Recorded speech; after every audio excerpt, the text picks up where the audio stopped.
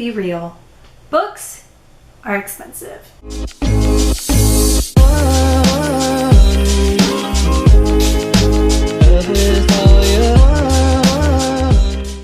Hello everyone, it's Patri back again with another video.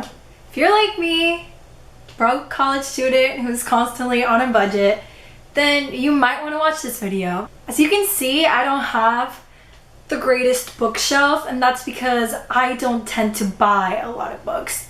I wish I could. I want to. That is because of two main reasons. The first one is I don't tend to buy a whole lot of books because I simply do not have the money for it. And two, I don't have the space for it either. This by no means is a way of criticizing people who are able to buy books every week. I just simply can't, and I know there's a lot of people who can either. But due to these reasons, I tend to be very picky about the books I do buy, and I'm also just always very conscious of spending money.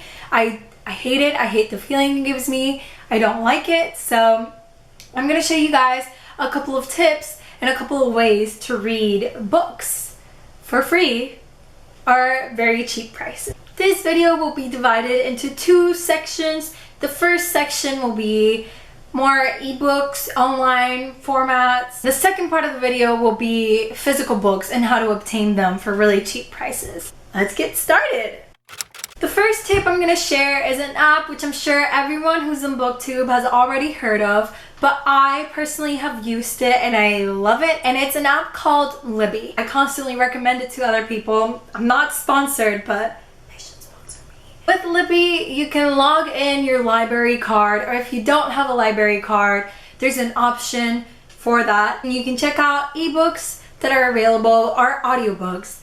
This I love. The audiobooks have just come so in handy. I have been introduced to such an amazing world that I had no idea about before. I understand if you're a little bit more hesitant towards audiobooks because it doesn't feel like reading as much. I know that because I used to be like that, but I will say that that is not the case. It is so rewarding to know you listen to that many hours. Audiobooks make me very productive because I want to listen to the story. I tend to clean a lot more, and I'm constantly looking for things to do just so I can keep listening. So if you're trying to get your life together and organize everything, start listening to an audiobook and it'll go by so fast. You can also check out ebooks, and they give you the option to read them on your Kindle if you have one. And I think other ebook readers, don't hold me to that, but you can also read them on your phone. And keep in mind that you do have to wait for books, so you might not be able to find every single book you're trying to, and you might not be able to read it at the time you want to, but that's just how it works with libraries, right? I still think it's an awesome app. I've recommended it to so many people, and I really love it. The second online format I will be talking about is Project Gutenberg. I know you guys have probably heard this as well, but I had never really taken advantage of it. If you like classics, you probably know about Project Gutenberg, and if you don't know about it, then you will really like this. Project Gutenberg has all the classics in the public domain uploaded. You can actually download books from there onto an ebook reader. You can get it on PDF form. You can get it in multiple ways. I personally like to download them onto my Kindle. However, the instructions aren't very clear, so I will be making a little PDF file and I will upload it down below. Another app I enjoy using is the Kindle app. With the Kindle app, all you need is an Amazon account, and then you're able to download books onto your library there. In addition, if you have an Amazon Prime account, you are eligible for Kindle Unlimited, which is a range of free books that Amazon has available for Prime users. These books aren't necessarily going to be the titles you know or popular titles. A lot of the times they're just authors trying to get their books out there, but it is a good way to read and find new content. And the last online format I will be talking about is a website that I recently just found called freebooksies.com. They find free books for your Nook, your Kindle, or your Apple device.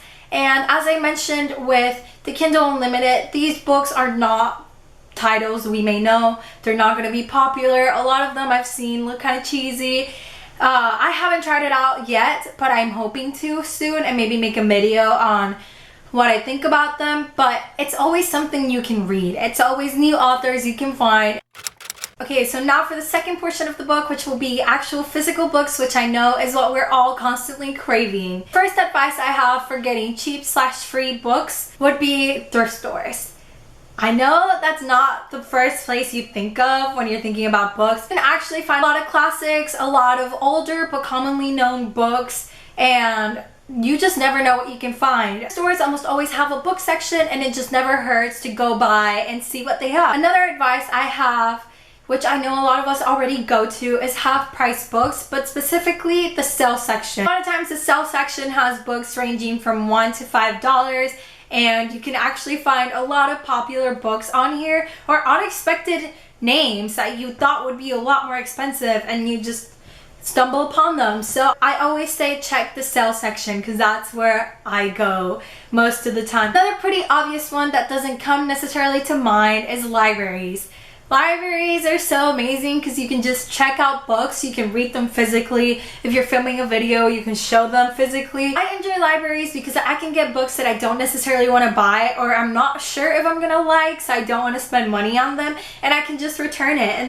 Hey guys, so I'm editing this and I realized I completely forgot to talk about something that I really wanted to mention, and that's library sales. Always check with your library. Mine usually has little postcards or posters around, like giving out dates of when they're going to do library sales. I know with COVID it's a little bit different now. Keep that in mind for when everything gets back to normal. I get to buy like a bag, like an entire bag, for $3.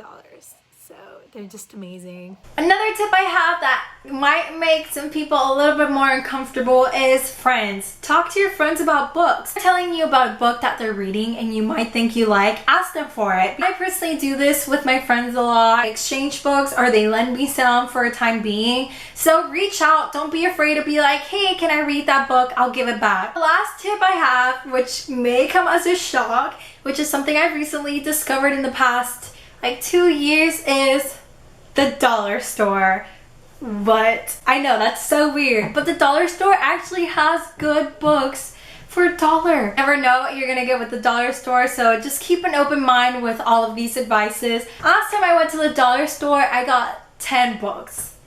10 books, guys, for $1 each. Great quality covers and pretty aesthetic covers as well, that were originally priced for like $20, and it's just mind-blowing to me. I hope this video really helped you guys.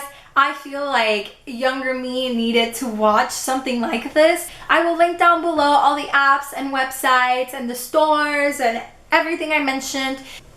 I hope you guys have a wonderful day and that you enjoyed this video. Please give it a thumbs up and comment down below if you've used any of these services or if you have any other ones that you know of. I would love to know. And subscribe to my channel. Bye!